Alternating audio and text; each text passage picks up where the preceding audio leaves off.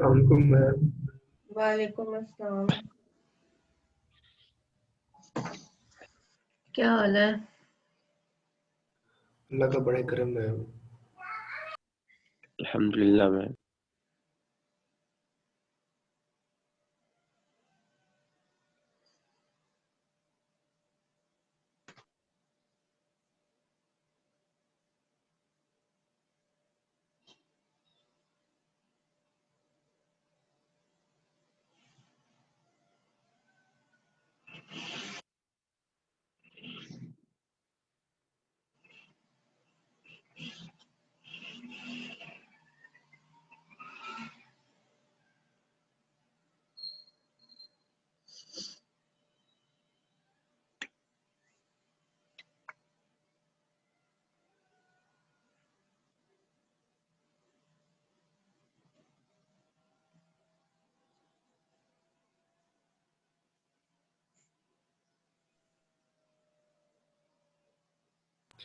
Ma'am आपने universe वाले नहीं बताया हमें। क्या यूनिवर्सल है? Questions ma'am. क्या मतलब? मैम 1.2 में जो क्वेश्चंस है यूनिवर्स वाले वो कैसे निकाल लेते हैं, आपने बताया ही नहीं। इनवर्स बताया तो था कि एक तरफ एक मैट्रिक्स लिखे और दूसरी तरफ आइडेंटिटी मैट्रिक्स लिखे। ए मैट्रिक्स लिखे और आइडेंटिटी मैट्रिक्स लिखे उसी ऑर्डर का। ए को आपने आइडेंटिटी बनाना है, ठीक है?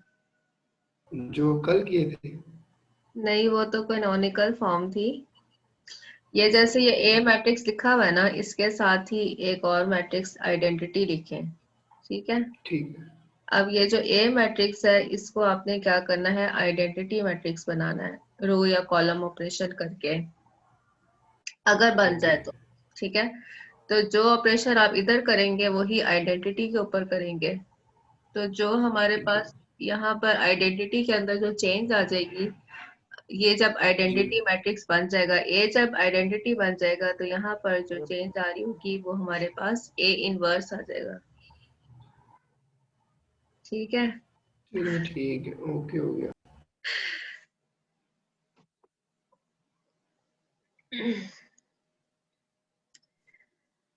ओके जी, कल हम माइनर और को फैक्टर पढ़े थे। ये तकरीबन सारा वही चैप्टर है जो आपने थर्ड चैप्टर पढ़ा होगा फर्स्ट ईयर के अंदर। ठीक है। मैम पेज माइनर नंबर क्या है? पेज नंबर क्या है? ये 80 के ऊपर है। ये ZR भट्टी वाली बुक है। अगर आप दूसरी मैम बुक इतनी देखें, दूर SM यूसुफ पहुंच की भी गए बुक, हम। उसके अंदर भी सारा कुछ यही है, बेशक उसमें से पढ़ लें। माइनर और को फैक्टर हमने पढ़ा था कि माइनर और को फैक्टर एलिमेंट का होता है। मैट्रिक्स में जितने भी एलिमेंट्स होते हैं उन सब के लिए हम माइनर और को फैक्टर कैलकुलेट कर सकते हैं। ठीक है। माइनर कैलकुलेट करने का क्या मेथड था ये हमने कल देख लिया था कि अगर आपने ये जैसे 6 एलिमेंट है, ठीक है, 6 को आपने देखना है कि ये कौन सी रो और कौन से कॉलम के अंदर है। तो 6 इस वक्त सेकेंड रो और थर्ड कॉलम के अंदर है। आपने सेकेंड रो और थर्ड कॉलम को कैंसिल कर देना, ठीक है, डिलीट कर देंगे सेकेंड रो और थर्ड कॉलम को। तो बाकी हमारे पास जो 4 वैल्यूज बचती हैं वो कौन सी रहती हैं, 3 1 1 4। और इसका हम क्या करेंगे, डिटर्मिनेंट फाइंड कर लेंगे। तो हमारे पास 6 एलिमेंट का माइनर आ जाएगा। और को फैक्टर का क्या मतलब है, को फैक्टर में सिर्फ एक चीज का इजाफा है कि अगर आपने 6 का को फैक्टर फाइंड करना है तो एक तो उसके साथ माइनर आना है। ठीक है।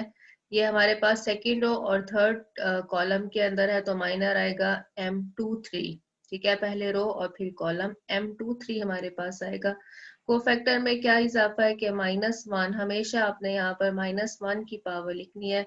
कौन सी, जो यहाँ पर आप एलिमेंट लिख रहे हैं IJ, ठीक है, जैसे यहाँ पर 2 3 है तो यहाँ पर आएगा I की वैल्यू 2 और J की वैल्यू 3। ये हो जाएगा 5 और -1 की पावर 5 से एक नेगेटिव साइन आएगा। तो ठीक है, को फैक्टर में सिर्फ क्या है कि ये भी बताता है कि साथ में प्लस का साइन लगाना है कि माइनस का साइन लगाना है। ठीक है। तो हर एलिमेंट का आप को फैक्टर फाइंड कर सकते हैं।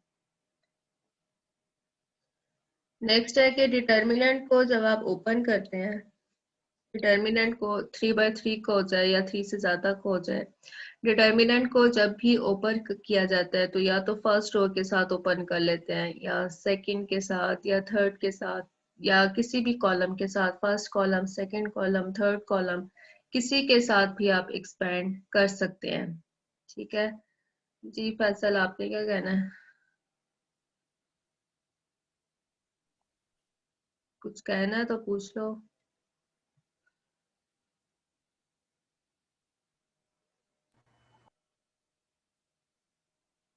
मैट्रिक्स को किसी भी डिटर्मिनेंट, मैट्रिक्स का डिटर्मिनेंट फाइंड करने के लिए किसी भी रो या किसी भी कॉलम के साथ एक्सपेंशन की जा सकती है। ठीक है, जैसे कि अगर हम फर्स्ट रो के साथ करना चाहते हैं, सही है, तो हम क्या लिखेंगे यहाँ पर A11 A11 और हम क्या चीज डिलीट कर देंगे यहाँ से, फर्स्ट रो और फर्स्ट कॉलम को डिलीट कर देंगे। तो ये जो फर्स्ट रो और फर्स्ट कॉलम है, इसको डिलीट करने से जो बाकी टर्म्स हमारे पास रहती हैं ये M11 है। ठीक है, क्योंकि ये माइनर है, फर्स्ट रो और फर्स्ट कॉलम को डिलीट करने से हमारे पास इसी एलिमेंट का A11 का क्या आ जाता है, माइनर आ जाता है। ठीक है, तो यहाँ पर हम माइनर लिख सकते हैं। और हम ये भी जानते हैं कि जब हम इसको सॉल्व करते हैं डिटर्मिनेंट को, तो कैसे करते हैं कि यहाँ पर फर्स्ट एंट्री हम पॉजिटिव लेते हैं, ठीक है, सेकंड हम नेगेटिव ले रहे होते हैं, थर्ड हम फिर पॉजिटिव ले लेते हैं। इसी तरह से अगर कॉलम वाइज करें तो ये अगर फर्स्ट है तो ये नेगेटिव इसके साथ, फर्स्ट अगर पॉजिटिव है तो सेकंड के साथ नेगेटिव और थर्ड के साथ फिर पॉजिटिव आ जाएगा। इसी तरह से हम कर रहे होते हैं। तो अब आप देखें, अगर आप फर्स्ट रो के साथ इसे एक्सपेंड करना चाहते हैं तो आप लिखेंगे A11, ठीक है, फर्स्ट रो और फर्स्ट कॉलम को कैंसिल कर देंगे, बाकी डिटर्मिनेंट लिख देंगे। ठीक है, और फर्स्ट के लिए हम पॉजिटिव साइन लिखते हैं। यहाँ पर हम क्या लिख सकते हैं, -1 की पावर 1 + 1, क्योंकि -1 की पावर 1 + 1 ही हमें आंसर देगा। ठीक है, इसी तरह से जब आप A12 लिखते हैं तो आप यहाँ पर एक नेगेटिव साइन डालते हैं।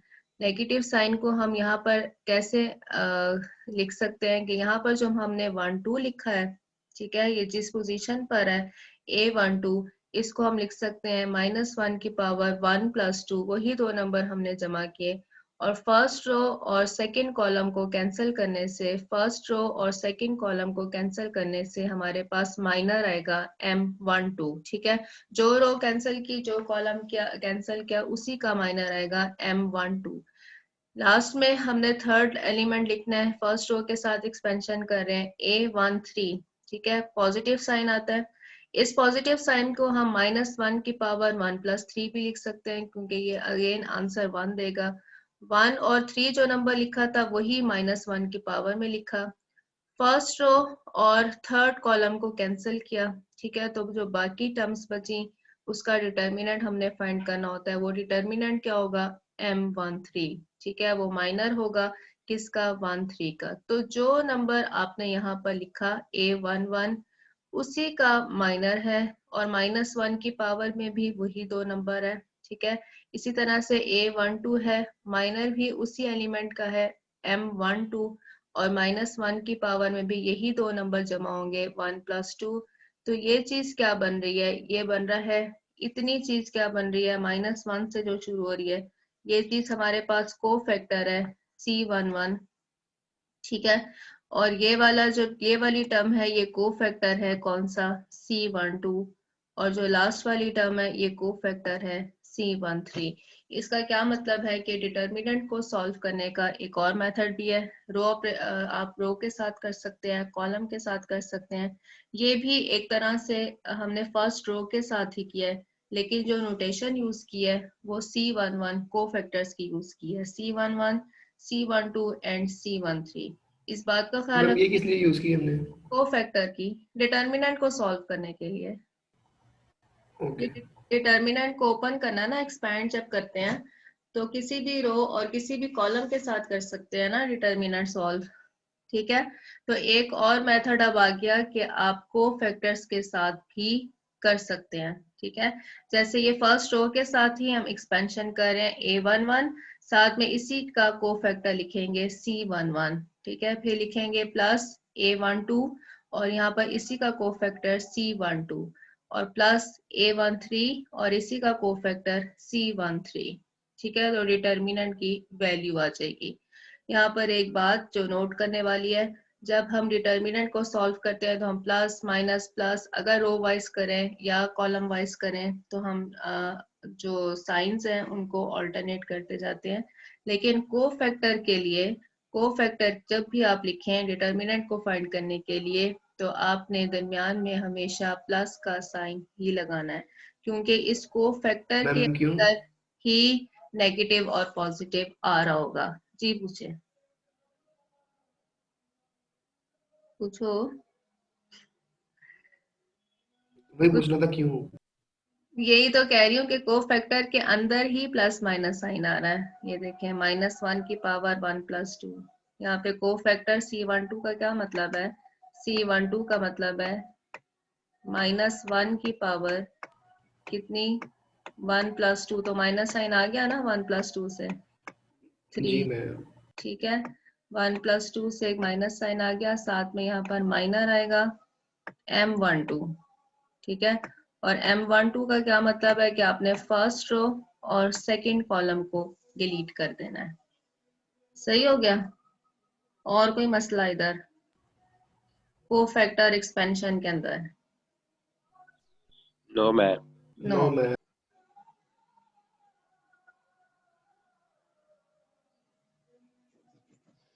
नेक्स्ट है कि डिटर्मिनेंट को आप किसी भी रो और किसी भी कॉलम, ये पहले भी बात हो चुकी है, किसी भी रो या किसी भी कॉलम के साथ एक्सपेंड कर सकते हैं। इसी तरह से कोफैक्टर के लिए भी अगर आपने डिटर्मिनेंट को कोफैक्टर्स के साथ सॉल्व करना है तो भी किसी भी रो और किसी भी कॉलम के साथ डिटर्मिनेंट फाइंड किया जा सकता है। जैसे कि ये फर्स्ट रो के एलिमेंट है A11 C11, ठीक है, फर्स्ट रो है। इसी तरह से plus A12 C12 plus A13 C13, ये फर्स्ट रो एक्सपेंशन कहलाएगी। ठीक है, कोफैक्टर्स के साथ। इसी तरह से अगर आप चाहते हैं कि सेकंड कॉलम के साथ करें, सेकंड कॉलम के साथ करना चाहते हैं, तो सेकंड कॉलम के एलिमेंट कौन से होते हैं? A12, ठीक है, A22 और A32, ये सेकेंड कॉलम के एलिमेंट्स होते हैं। इसी तरह से इनके साथ आप कोफैक्टर C12 C12 और C32, ठीक है, ये 22 आएगा, C22 और C32। इस तरह से हम कर सकते हैं, जो एलिमेंट आपने यहाँ लिखा उसी एलिमेंट का कोफैक्टर। नेक्स्ट थ्योरम में भी यही बात है। यूजिंग कोफैक्टर्स इवेल्युएट, क्या फाइंड करना है? इस मैट्रिक्स का डिटर्मिनेंट, ये डिटर्मिनेंट फाइंड करना है, तो कोफैक्टर्स के साथ फाइंड कर रहे हैं। हमने यहाँ पर फर्स्ट रो के साथ ही किया है। ठीक है, यहाँ से A11 लिखा, साथ में C11 लिखा, प्लस A12 लिखा, यहाँ से C12 लिखा, प्लस A13 लिखा, यहाँ से C13 लिखा। अब हमें C11 फाइंड करना आना चाहिए कि एक तो आपने -1 की पावर लिखनी है, 1+1, चूंकि ये पॉजिटिव हो रही है इसलिए इसको यहाँ पर मेंशन नहीं किया हुआ, प्लस का साइन आएगा। इसको हम अगेन साइन ऑल्टरनेट, यानी आपको बार बार कैलकुलेट करने की जरूरत नहीं पड़ती है। फर्स्ट रो और फर्स्ट कॉलम को कैंसिल किया, ठीक है, बाकी क्या वैल्यूज हैं? -4, 3, 4 और -2, इसका डिटर्मिनेंट फाइंड करेंगे। स्केयर ऑर्डर का है इसलिए क्या करेंगे, जस्ट क्रॉस मल्टीप्लीकेशन के साथ -4 -2 के साथ मल्टीप्लाई हो जाएगा, दरमियान में नेगेटिव साइन आएगा, 3 4 के साथ मल्टीप्लाई हो जाएगा। फिर यहाँ से आएगा कौन सी वाली वैल्यू, 1 C12। जब आप C12 लिखेंगे, क्योंकि 1 और 2 इसका सम जो है 3 ऑड नंबर आएगा, तो -1 की पावर में ऑड नंबर अगर आ जाए तो माइनस साइन आ जाएगा अगेन। ठीक, अब हमें क्या करना होगा, फर्स्ट रो और सेकंड कॉलम को कैंसिल करना पड़ेगा, इसके साथ जो वैल्यूज आती हैं उनका डिटर्मिनेंट, और लास्ट में क्या है, चूंकि जीरो वैल्यू है इसको आगे लिखने की जरूरत नहीं है, क्योंकि जीरो के साथ कोई भी टर्म मल्टीप्लाई हो जाए तो उसका आंसर 0 के बराबर आ जाता है। नेक्स्ट है जी प्रॉपर्टीज ऑफ डिटर्मिनेंट्स, डिटर्मिनेंट की कुछ प्रॉपर्टीज। अब इसको आपने रो और कॉलम ऑपरेशन के साथ कंफ्यूज नहीं हो जाना, ठीक है, इसको अलग रखना है। रो और कॉलम ऑपरेशन जो आपने पहले चैप्टर में कर लिया वो बस वहीं पर खत्म, ठीक है। If each element in ma'am any, फिर भी, जी, रो और मैंने कॉलम कहा फिर भी रील ऑपरेशन में आ ही जाती है। आपने इक्विवेलेंट किया, ठीक है, उन चीजों को वहीं पर रख दें क्योंकि वो मैट्रिक्स के अंदर था। मैट्रिक्स था, उसको हमने डिटर्मिनेंट में कहीं पर भी नहीं लिखा, वो सारे मैट्रिक्स के साथ थे। अब जो हम कर रहे हैं वो डिटर्मिनेंट की प्रॉपर्टीज हैं। ठीक है, डिटर्मिनेंट का मतलब कि मैट्रिक्स की एक सिंगल वैल्यू आनी है। If each element in any row or each element in any column of a square matrix is zero, then determinant of A equals to zero. क्या कंडीशन है पहली कि अगर ऐसा हो जाए कि डिटर्मिनेंट में पूरी की पूरी रो जीरो के बराबर हो जाए, ठीक है, या पूरे का पूरा कॉलम जीरो के बराबर हो जाए, तो उस डिटर्मिनेंट की वैल्यू किसके बराबर होती है? जीरो के बराबर। ठीक है, अगर डिटर्मिनेंट में पूरी रो जीरो के बराबर हो जाए, जैसे कि यहाँ पर ऐसी कंडीशन होगी कि ये अगर मैट्रिक्स है, ठीक है, या डिटर्मिनेंट आपको गिवन है और उसका आपने डिटर्मिनेंट फाइंड करना है। जैसे यहाँ पर मैं 1 और यहाँ पर 2 लिख देती हूँ, सही है, 1 2 लिख दिया। और अगर एक रो हम लेते हैं, सेकंड रो, उसमें सारे ही एलिमेंट जीरो हो जाते हैं। ठीक है, ये दोनों एलिमेंट जीरो के बराबर हैं, तो इस मैट्रिक्स का डिटर्मिनेंट जीरो के बराबर आएगा, आपको कैलकुलेट करने की जरूरत नहीं पड़ेगी। ठीक हो गया। अगर कोई भी रो या कोई भी कॉलम जीरो के बराबर हो जाए, ठीक है, सारी एंट्री जीरो के बराबर हो जाए, तो उस डिटर्मिनेंट का आंसर हमेशा जीरो के बराबर आएगा। नेक्स्ट है कि इफ एनी टू रोज और columns of a square matrix are interchange, अगर आप दो रोज, कोई से दो रोज या कोई से दो कॉलम्स को इंटरचेंज करते हैं, ठीक है, मतलब R1 की जगह आप R2 लिखते हैं, R2 को उठाकर R1 पर ले आते हैं, the determinant of the resulting matrix is additive inverse of the determinant of the original matrix. इस चीज को आप ऐसे भी लिख सकते हैं कि अगर आपने डिटर्मिनेंट की कोई सी दो रोज को या कोई से दो कॉलम्स को इंटरचेंज किया है, तो फिर एक माइनस साइन का फर्क पड़ेगा, डिटर्मिनेंट पर एक माइनस साइन का फर्क पड़ेगा। यही वाला अगर डिटर्मिनेंट हो, या कोई और ले लेते हैं, ए बी सी डी हम लिख लेते हैं, ए बी सी डी। इस बात का क्या मतलब है कि अगर ये मैट्रिक्स है, इसका डिटर्मिनेंट हम लिख लेते हैं डिटर्मिनेंट ऑफ ए, ये ए का डिटर्मिनेंट है। ठीक है, और अगर अब हम ये करें कि इसकी रोज को या कोई कॉलम को इंटरचेंज कर दें, सी डी को उठाकर ऊपर ले आते हैं, ठीक, और ए बी को सेकंड रो बना लेते हैं, तो फिर एक माइनस साइन का डिफरेंस आएगा, डिटर्मिनेंट आएगा माइनस डिटर्मिनेंट ऑफ ए। बाकी सेम हो। ठीक है, दो रोज या दो कॉलम, अगर आप एक ही चीज दो बार करें, जैसे कि आप कॉलम को भी चेंज कर दें, इस वक्त मैंने एक दफा ए बी और सी डी किया है, ठीक है, रोज को इंटरचेंज किया, अगर मैं कॉलम्स को भी चेंज कर दूं, रो को भी चेंज कर दूं और कॉलम को भी चेंज कर दूं, तो अगेन एक माइनस साइन आएगा। ठीक है, जब भी आप एक दफा चेंजिंग करेंगे, इंटरचेंज करेंगे, तो एक माइनस साइन आएगा, दो दफा करेंगे तो दो, तीन दफा करेंगे तो तीन। ठीक है, नेक्स्ट है कि if two rows in a square matrix are identical, identical का क्या मतलब होता है? सेम हो, उनकी एंट्रीज सेम हो। अगर किसी दो रोज की या किसी दो कॉलम्स की एंट्रीज जो है वो सेम हो, आइडेंटिकल हो, then the value of the determinant is zero. ठीक, जैसे कि अभी हम कर लेते हैं कि यहाँ पर हमारे पास ए बी है, ठीक है, और ये भी ए बी है, तो फिर इसके डिटर्मिनेंट की वैल्यू जीरो के बराबर होगी। दो रोज या दो कॉलम आइडेंटिकल हो जाएं, तो फिर डिटर्मिनेंट की वैल्यू जीरो के बराबर आएगी। If each of the element of one row or a column of a square matrix is multiplied by k, एक रो है, उसकी हर एंट्री को आप एक नॉन जीरो स्केलर k के साथ मल्टीप्लाई करा देते हैं, then the determinant of the resulting matrix is k times the determinant of the original matrix। जैसे कि यहाँ पर हमारे पास एक डिटर्मिनेंट हो गया, अगेन हम चले 1 2 3 कर लेते हैं, 1 2 3 एंड 4। ठीक, मैं इसके सेकंड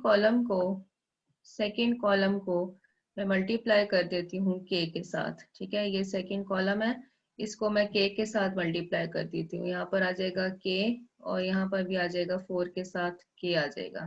ठीक, तो अगर 1 2 3 4 का डिटर्मिनेंट a के बराबर था, सही है, तो k के साथ मल्टीप्लाई करने से, कॉलम को k के साथ मल्टीप्लाई करने से मेरे पास क्या आएगा, डिटर्मिनेंट का आंसर आएगा k times determinant of a। ठीक है, इसका आंसर आएगा k times determinant of a। किसी नॉन जीरो स्केलर के साथ जब भी आप किसी रो या कॉलम को मल्टीप्लाई कर देंगे तो फिर उसका आंसर आएगा k times determinant of a। ठीक हो गया। नेक्स्ट है, if each element in a row or a column of a square matrix is written as the sum of two terms, then the determinant of the resulting matrix can be written as the sum of two determinants। ठीक है, सबसे अच्छी properties अगर आपने यहाँ से पढ़नी हो डिटर्मिनेंट की तो वो फर्स्ट ईयर की बुक के अंदर लिखी हुई है। ठीक है, उसको देख लीजिएगा। If each element in a row और a column of a square matrix is written as the sum of two terms, then the determinant of the resulting matrix can be written as the sum of two determinants. क्या बात हो रही है कि अगर रो में, किसी रो में या किसी कॉलम में ऐसे है, जैसे कि यहाँ पर आपके पास आ जाए कि ये A11 है, सही है, इसके साथ प्लस हो रहा है B11। ठीक है, ये पहली एंट्री हमने लिख ली। इसी तरह से सेकंड है, अगर यहाँ पर A12 है और इसके साथ प्लस हो रहा है B12, रो की बात हो रही है या कॉलम की बात हो रही है, इसको हम B12 लिखा। नेक्स्ट हमारे पास यहाँ पर है A कौन सा 21, सेकेंड रो और फर्स्ट कॉलम। ठीक है, इसके साथ B21 नहीं है। इसी तरह से अगर है A22, इसके साथ भी B22 नहीं है। तो आप इस डिटर्मिनेंट को दो हिस्सों में लिख सकते हैं। ठीक है, एक दफा A के साथ टर्म्स लिखें, एक दफा आप लिखेंगे A11, ठीक है, और A12, B वाली टर्म यहाँ पर नहीं आएगी, A12, बाकी वैल्यू सेम है, A21, ठीक हो गया, और यहाँ पर आ जाएगा A22। फिर दरमियान में अब आप लगाएंगे प्लस का साइन। ठीक है, एक और डिटर्मिनेंट लिखेंगे, वो डिटर्मिनेंट होगा B के साथ B11, और यहाँ पर आ जाएगा अब B12। ठीक है, और लास्ट में वैल्यू सेम रहेंगी A21, ठीक है, A21 और A22। सही हो गया, दो तरह से आप इसको लिख सकते हैं। अगर कोई यस मैम। रो या अगर कोई कॉलम, उसमें एंट्रीज जो है वो सम हुई हुई हैं, तो आप उनको अलग अलग कर सकते हैं, बाकी डिटर्मिनेंट के ऊपर कोई फर्क नहीं पड़ेगा। नेक्स्ट है हमने अभी फिफ्थ किया। नेक्स्ट है, if each element of one row और a column of a square matrix is multiplied by a real number k and the resulting product is added to the corresponding element in another row or column in the matrix, then the determinant of the resulting matrix is equal to the determinant of the original matrix। क्या कहता है कि अगर आपके पास कोई multiple है, जैसे हम ये नहीं करते थे कि एक हमारे पास R1 है, इसमें हम जमा कर देते हैं कौन सा, प्लस कर देते हैं 2R2, ठीक है, इस तरह से रो ऑपरेशन लगा लें या कॉलम ऑपरेशन लगा दें। ठीक है, R1 किया प्लस हमने किया 2R2, तो क्या कहता है कि इस तरह से ऑपरेशन लगाने से, ठीक है, मैट्रिक्स के डिटर्मिनेंट के ऊपर कोई फर्क नहीं पड़ता है। सही हो गया। अगर आपने एक रो को किसी स्केलर के साथ मल्टीप्लाई किया और फिर उसको किसी और रो के अंदर जमा कर दिया, तो फिर मैट्रिक्स के डिटर्मिनेंट पर कोई फर्क नहीं पड़ेगा, ए का डिटर्मिनेंट ए डिटर्मिनेंट के बराबर ही रहेगा। इसी तरह से अगर आप कॉलम ऑपरेशन करते हैं तो भी कोई फर्क नहीं पड़ेगा। ठीक है, लास्ट प्रॉपर्टी है, the value of the determinant of a matrix is unchanged if its rows are interchange by its column. इसका क्या मतलब है, रोज को इंटरचेंज किया कॉलम के साथ, तो इसका मतलब है आपने ए का ट्रांसपोज ले लिया, तो ए का डिटर्मिनेंट बराबर होता है ए ट्रांसपोज के डिटर्मिनेंट के, ठीक है। Determinant of A yes ma'am. Equal होता है ए ट्रांसपोज डिटर्मिनेंट। ये कुछ प्रॉपर्टीज थी, समझ लग गई है प्रॉपर्टीज की? Yes ma'am. Yes ma'am. Evaluating determinants by row reduction, बहुत इसमें क्या है कि डायगोनल मैट्रिक्स की या अपर या लोअर की बात होगी। If an n cross n triangular matrix, triangular अब आपको याद होना चाहिए कि दो तरह से ट्रायंगुलर मैट्रिसेस थे। एक था अपर ट्रायंगुलर, वो वाला ट्रायंगुलर जिसके डायगोनल से ऊपर नॉन जीरो वैल्यूज की ट्रायंगल बन सकती है, और लोअर ट्रायंगुलर और डायगोनल, ठीक है। तीनों में से कोई भी आ जाए, अपर ट्रायंगुलर हो, लोअर ट्रायंगुलर हो या डायगोनल मैट्रिक्स हो, then the determinant is the product of entries on the main diagonal. क्या बात है कि अगर आपके पास ऐसा मैट्रिक्स है, ये देखें, ये हमारे पास डायगोनल एलिमेंट्स, डायगोनल की आ गया, ये डायगोनल आ गया 2, -3, 6, 9 और 4 के साथ डायगोनल है, ठीक है।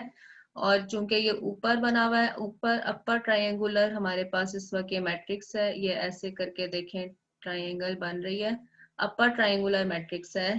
अगर अपर ट्रायंगुलर हो या लोअर ट्रायंगुलर हो या डायगोनल हो, तो आपने क्या करना है, डिटर्मिनेंट को कैसे फाइंड करना है, सिर्फ मेन डायगोनल की एंट्रीज, मेन डायगोनल की एंट्रीज कौन सी है, यहाँ से आ जाएगा 2, ये आ जाएगा -3, यहाँ से आ जाएगा 6, यहाँ से आ जाएगा 9, यहाँ से आ जाएगा 4। सिर्फ मेन डायगोनल की एंट्रीज को आपस में मल्टीप्लाई कर दें तो हमारे पास डिटर्मिनेंट ऑफ ए आ जाता है, ठीक है।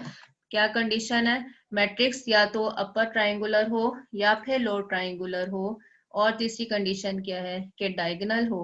तीनों केसेस में आपको डिटर्मिनेंट को ऐसे फर्स्ट रो सेकंड रो के साथ एक्सपेंड करने की जरूरत नहीं है। आप जस्ट क्या करेंगे, मेन डायगोनल की एंट्रीज को आपस में मल्टीप्लाई कर देंगे तो हमारे पास डिटर्मिनेंट आ जाएगा। मैम इसको ट्रेस भी कह सकते हैं ना? ट्रेस नहीं है, ट्रेस था कि ऐड करना था, ट्रेस था, ओके ओके। ट्रेस था कि मैम ऐड काफी करना इजी है मैम। की एंट्रीज को ऐड करना था, 2 + -3 + 6 + 9 + 4, ये ट्रेस था, ओके मैम। ठीक है। ये मल्टीप्लिकेशन ये हो, सही है मैम, बस मल्टीप्लाई कर देना और काम खत्म। काम खत्म, इतना छोटा सा काम है। नेक्स्ट एडजॉइंट कैलकुलेट करना आता ही होगा, एडजॉइंट कैसे कैलकुलेट करते हैं? नहीं मैम, हमें नहीं करना आता। क्यों नहीं आता? मुझे ये मैम वो भूल गया था, बाकी वो आता था ऐसे थर्ड ही। चैप्टर नहीं पढ़ के आए हुए, ये बताओ जरा। 3 मैं करवाते पढ़ा नहीं था करते। लेकिन भूल गया। भूल गया। मैम बहुत पुरानी बातें कर रही हैं आप। कौन सा एडजॉइंट, मैम, मैट्रिक्स था? एडजॉइंट ऑफ अ मैट्रिक्स 2 साल पहले की मेरा ख्याल है बात है, 3 साल की। जी मैम, याद आ एडजॉइंट, गया कैसे करते हैं। एडजॉइंट ऑफ अ मैट्रिक्स, ठीक है। अब अगर तो है 2/2, 2/2 तो इन्होंने दिया ही नहीं है कि 2/2 से तो अब आगे निकल आए हैं, ठीक है, 2/2 का जिक्र ही नहीं है। एडजॉइंट ऑफ मैट्रिक्स क्या है कि पहले तो हम करते थे, एडजॉइंट कैलकुलेट करते थे कि कैसे, बोलो जरा, मैट्रिक्स के मैम जो मैम जो मैट्रिक्स वो की पता मैम नहीं। वो मैम रिप्लेस वो कर देते साइंस थे रिप्लेस साइंस कर चेंज देते और करते थे, उनके दो साइड चेंज वैल्यूज कर को, देते थे। दो वैल्यूज को, मेन हाँ, डायगोनल के इधर उधर एलिमेंट्स को को चेंज रिप्लेस करके कर देते इधर थे, उधर की और जैसे वो जगह जो चेंज दूसरी वैल्यूज के हम साइन चेंज कर देते थे। अब क्या करना है, अगर 3/3 या 3/3 से ज्यादा आपके ऑर्डर का मैट्रिक्स आ जाता है तो फिर हमें एडजॉइंट कैसे कैलकुलेट करना है।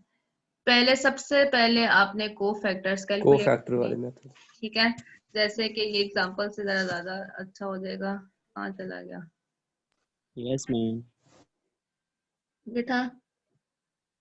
नहीं, ये भी नहीं, ला जी दिया, मैम।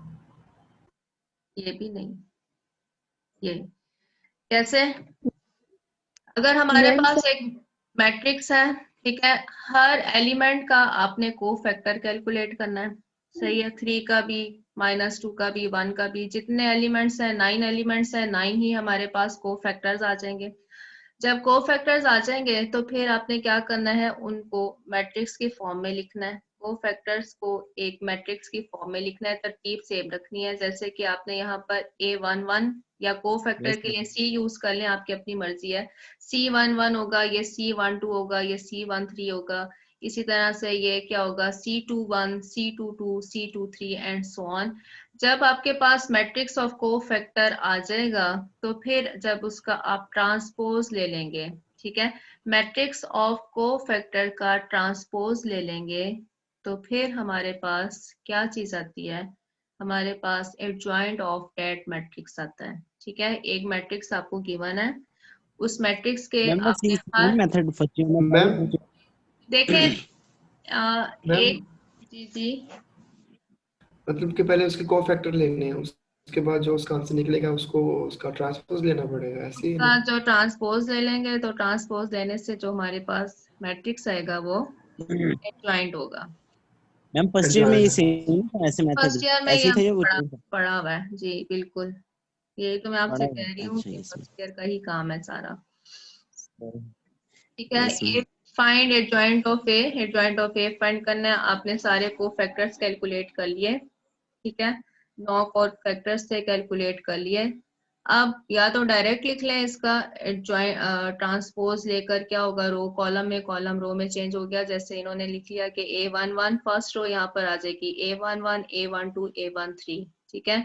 इसी तरह से ये सेकंड रो हमारे पास आ रही है A21, A22 और A23, ठीक है, सेकंड रो को हमने कॉलम में लिख लिया हुआ है। A31, A32 और A33 ये थर्ड रो के एलिमेंट थे, इसको हमने थर्ड कॉलम बना लिया। डायरेक्ट कर लें, इतना तो हमें आता ही है कि हम इसका ट्रांसपोज की एंट्रीज को डायरेक्ट लिख सकते हैं। तो ये हमारे पास यस एडजॉइंट मैम। ए आ जाएगा। ठीक है, हो काम जाएगी मैम, हो जाएगी ये। काम थोड़ा लंबा होता है लेकिन हो जाता है अगर गलती ना यस मैम। तो। नेक्स्ट जो हमने चीज पढ़नी है वो कहाँ गई,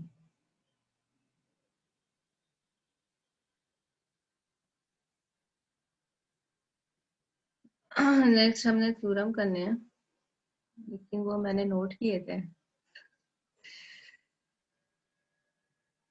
ये थ्योरम है, एक मिनट जरा मैं चेक कर लूं, मैंने किया हुआ था। Yes ma'am. Yes ma'am. क्या यस मैम? जी मैम। मैम ये नहीं, हम आपको वो दे रहे हैं ना बैकअप कि यस मैम। मैम मैंने तो असल में चेक किया था मेरा माइक चल रहा है या नहीं, क्योंकि काफी देर से मैं बोल रहा हूँ, मुझे कोई रिप्लाई नहीं आपने किया। मैंने क्या नहीं मैं भी रिप्लाई चेक किया? कर रहा हूँ। अरे यार मैम मैम मैंने ये तो दो हमारे तीन पास क्वेश्चन यार है, इसकी पूछे तो थे तो आपको जो वो है बस आपने सुननी चाहिए। आपस में लड़ लो। अच्छा, लड़ने के अलावा कोई काम आता है तुम लोगों को? यस मैम आता है। क्या yes ma'am. Ma'am picks out भी आपके पास? क्या नहीं है? टाइम का क्या है, नुमान भाई नहीं मैम। चले मैम उसको मैं 6 भी मिनट देखती में हूँ आएंगे कि पीछे। कहाँ पर है। उसको मैं देखती हूँ कि कहाँ पर है। अभी अभी मैम आपका ये जो आप रिकॉर्ड करते हैं लेक्चर, ये साथ साथ सेंड कर दिया करें, अगर किसी का मिस हो जाए करती तो हूँ, वो चलो साथ देख साथ लेते सेंड कर रही होती भाई हूँ। मैम वो मैम भाई ग्रुप में यूट्यूब पे होता है। सेंड करती हैं और लिंक आपको शेयर करती हैं। अच्छा, पहले जरा अच्छा अच्छा रैंक, वो मैम, जो यूट्यूब पे होता है लेक्चर आता वाले अच्छा है चलो को। बस करो। रैंक की देखो पहले बात कर लेते हैं, क्योंकि वो जो थ्योरम है वो मैं अभी ढूंढती हूँ कि वो कहाँ पर है, मेल में पड़े होंगे। अच्छा जी, रैंक फाइंड करने का एक मैम मेथड रैंक तो अभी, बहुत इजी है। रैंक फाइंड करने का एक मेथड अभी हमने किया था फर्स्ट चैप्टर के अंदर, किया है ना? रैंक क्या होता है बताओ जरा। जी मैम। उसको नंबर उसने ऑफ पता नहीं मैम। एचेलॉन फॉर्म में निकाला number था। of non-zero rows in echelon form, number of non-zero rows in echelon form is called the rank। ठीक है, इसी तरह से रैंक फाइंड करने का एक और मेथड भी है। वो मेथड क्या है कि अगर आपके पास डिटर्मिनेंट की पहली एंट्री A11 नॉन जीरो है, ठीक है, इसके लिए सिर्फ ये मेथड यूज होगा। अगर हमारे पास एक डिटर्मिनेंट है m क्रॉस n ऑर्डर का, क्योंकि रैंक के लिए जरूरी नहीं होता कि वो स्क्वायर मैट्रिक्स हो, किसी भी ऑर्डर का हो सकता है, ठीक है, क्योंकि एचेलॉन और रिड्यूस एचेलॉन फॉर्म जो है वो किसी भी ऑर्डर के मैट्रिक्स के ऊपर अप्लाई की जा सकती हैं। इफ ए हमारे पास एक m क्रॉस n मैट्रिक्स है और क्या कंडीशन है कि A11 नॉन जीरो है, देन रैंक ऑफ ए बराबर होगा 1 प्लस रैंक ऑफ क्या है D22, D23 and so on. where all dij are determinants. कौन कौन से डिटर्मिनेंट है? A11 पहली एंट्री को आपने हर दफा सेम रखना है, A11 को और A1j को। इसी तरह से AI1 और AIJ, इस तरह से आपको समझ नहीं आएगी। इसको जरा देखते हैं एग्जांपल को। फाइंड द रैंक ऑफ ए का रैंक फाइंड करना है। आपने देखना है कि क्या फर्स्ट एंट्री नॉन जीरो है। यस 1 है, इस वक्त नॉन जीरो वैल्यू है। अब हमने क्या करना है कि रैंक फाइंड करना है। पहली बात कि यहाँ पर एक 1 ने जमा हो जाना है। 1 plus rank of this, 1 plus rank. कैसे? अब ये देखें, ये फर्स्ट 1 ने हमेशा आना है, ये 1 और ये 2। ठीक है, इस वक्त मैं किस तरह से डिटर्मिनेंट बना रही हूँ, दो दो के डिटर्मिनेंट बनेंगे। ये पहला 1 और 2, ठीक है, साथ में ये 2 और 1, ये पहला डिटर्मिनेंट आ गया। 1 2 2 और 1 के साथ हमने यहाँ से पहली दो रोज लिए हैं और पहले दो कॉलम्स लिए हैं, सिर्फ इतना काम किया है। ठीक है, अब क्या करना है, ये इस एंट्री ने सेम रहना है। एक दफा आ रहा है यहाँ से 1, अब ये दरमियान वाले को आपने हटा देना है क्योंकि इसका हमने डिटर्मिनेंट लिख लिया हुआ है। अब यहाँ से लिया 1 और दूसरा लिया 3, ठीक है, ये 1 लिया और ये 3 लिया। तो इधर से भी क्या करेंगे, कॉरिस्पॉन्डिंग एंट्रीज, ये 2 और ये 2, ठीक है, ये सेकेंड डिटर्मिनेंट आ जाएगा। अब क्या करना है, इस 1 के साथ हमने कहाँ पर चला जाना है, फोर्थ कॉलम के ऊपर 1 1, और यहाँ से क्या लिखना है 1 एंड यस मैम 2, ठीक है, 1 1 1 एंड 2। इसी तरह से अब यहाँ पर क्या आ रहा है, 2 के साथ क्या लिखेंगे, 2 के साथ हम लिखेंगे 2 3, ये पहली दफा हमने ये लिखा, और अब हम क्या लिखेंगे, 2 के साथ लिखेंगे 1, ये 1 इस वाले में हमने ये लिखा। ठीक हो गया, ये पहले 4 डिटर्मिनेंट हमारे पास आ गए। एक ही मैट्रिक्स के अंदर ये सारा काम करना है। यहाँ पे कोई मसला हो, एक दफा आपने पहली 2 रोज और पहले 2 कॉलम्स के साथ लिखा है, अभी हम पहली 2 रोज का ही काम कर रहे हैं लेकिन कॉलम चेंज करते जा रहे हैं। पहली दफा हमने सेकंड कॉलम के साथ किया, फिर हमने थर्ड के साथ कर लिया, फिर फोर्थ के साथ और फिर फिफ्थ के साथ। ठीक है, अब नेक्स्ट में क्या करेंगे, नेक्स्ट में हमने करना है, इसने सेम रहना है। ये जो नॉन जीरो एंट्री थी ना, ये हर जगह आनी है। ठीक है, यहाँ से अब ये सेकंड का हमने काम कर लिया हुआ है, इसको अब यहाँ पर कैंसिल कर दें, ये काम हम कर चुके हैं। ठीक है, अब यहाँ से लिया 1, इसको आप कंबाइन करेंगे किसके साथ, 1 को कंबाइन करेंगे 3 के साथ। ठीक है, 1 एंड 3, और इस 2 को आप किसके साथ लिखेंगे, 2 को आप लिखेंगे 3 के साथ, तो ये वाला आ गया। ठीक है, 1 2 3 एंड 3। इसी तरह से अब इस 1 3 ने सेम रहना है, 1 3 ने सेम रहना है। अब आप यहाँ पर लिखेंगे 3, अगली दफा 3 एंड 5। ठीक है, 1 3 1 1 3 3 एंड 5। इसी तरह से अब इसका काम हो गया, यहाँ से 1 3 ही आएगा और यहाँ से नेक्स्ट में आएगा 1 एंड 4। सही है, और अब यहाँ पर आएगा 2 एंड 3। ये डिटर्मिनेंट हमने फाइंड करते जाने हैं। ठीक है, और लास्ट के लिए अब ये काम भी हो यस मैम गया, सेकंड का काम भी हो गया। अब लास्ट के लिए क्या करना है, यहाँ से 1 और 1 फोर्थ पर आ जाए, 1 और 1, इधर से 2 कंबाइन होगा किसके साथ, -1 के साथ। ठीक है, अब 1 1 ने फिक्स हो जाना है, 1 1 ने फिक्स हो जाना है, आपने सिर्फ इनको चेंज करना होगा, 3 और -1, 3 और -1 आ जाएगा, ये वाला -1, यहाँ से आ जाएगा 1 और 2, और यहाँ से आ जाएगा 2 एंड -1। ये डिटर्मिनेंट हमने फाइंड कर लिए। जब हमने ये डिटर्मिनेंट फाइंड कर लिए तो इनके रिजल्ट हमने लिख लिए कि पहले डिटर्मिनेंट का ये रिजल्ट है, सेकंड थर्ड, ये हमने सारे रिजल्ट लिख लिए हैं। अगेन अगर आप ये काम करना चाहें तो एक 1 का इजाफा हो जाएगा, क्योंकि फार्मूले में क्या है, फार्मूला हमारा कहता है कि 1 प्लस रैंक ऑफ दिस। ठीक है, तो अगर दोबारा आप यही प्रोसेस करेंगे तो एक 1 का इजाफा हो जाएगा। ठीक है, हमने वहां तक काम करना है जब हमारे पास बाकी टर्म 0 के बराबर आ जाए। अगर आ जाती हैं तो जरूरी नहीं होता कि हर मैट्रिक्स का जो ऑर्डर है वो नॉन जीरो ही हो, क्योंकि नंबर ऑफ एचेलॉन फॉर्म में कम से कम एक वैल्यू जरूर आनी चाहिए। ठीक है, अब देखें यहाँ ओके पर मैम। अगेन इसी प्रोसेस को रिपीट करना है, क्योंकि ये नॉन जीरो एंट्री थी। आपने -3 को -3 के साथ लिखा, -4 को -4 के साथ लिखा, पहला डिटर्मिनेंट आ गया। इसी तरह से -3 फिक्स रहेगा, 1 1 आ जाएगा सेकंड, और लास्ट में आ जाएगा -3 एंड -3, ये 3 यहाँ से आ गए। अब सेकंड रो को यहाँ से हटा देना है और इनको कंबाइन करना है। अगर यहाँ पर 0 0 0 आ गया तो इसका रैंक किसके बराबर हो जाएगा, 0 के। ठीक है, सारी एंट्रीज अगर 0 के बराबर है तो रैंक भी 0 के बराबर हो जाएगा।